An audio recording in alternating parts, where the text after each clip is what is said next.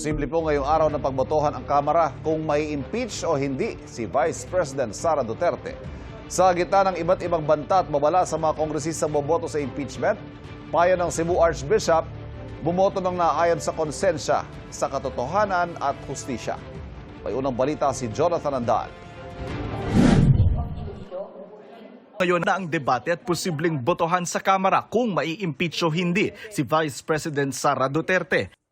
Ang kanyang defense team magmo-monitor sa mangyayari sa plenaryo. Ang Partido Demokratikong Pilipino o PDP laban na suportado ang pagtakbo ng bise sa 2028 presidential elections kahit hindi nila kapartido, nagbabala sa mga kongresistang boboto ng yes sa impeachment.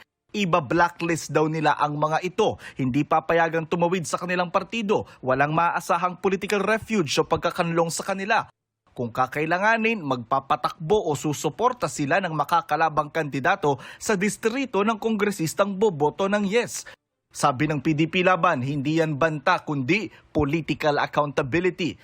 Ang kapatid ng bise na si Davao City Mayor Baste Duterte ang pangulo ngayon ng PDP laban. May 3 Duterte sa Kamara, sina Davao City Representatives Paulo Pulong Duterte, Omar Vincent Sangcola Duterte at PPP Party List Representative Harold Duterte.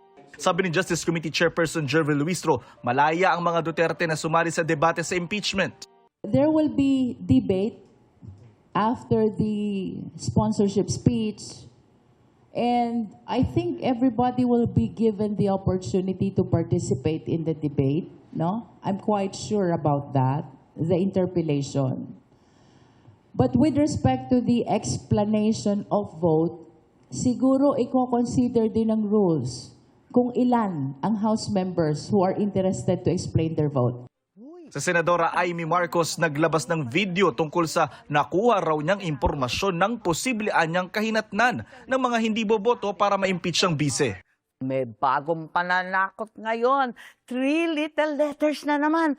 Ang pangalan, Ombudsman. OMB.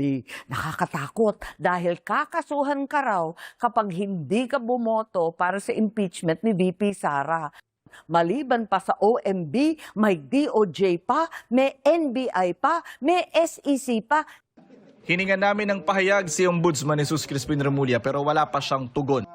Sabi ni Palace Press Officer Undersecretary Claire Castro, tila nasasanay ang ilang matataas na opisyal na bumabase lang sa anyay haka-haka. Mas may kredibilidad anya kung maghuhusga na may ebidensya.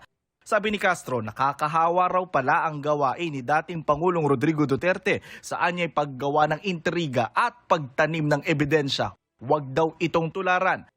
Payo naman ni Cebu Archbishop Alberto Abet Uy sa mga Katoliko mambabatas, bumoto ayon sa konsensya, katotohanan, hustisya at sa ikabubuti ng nakararami.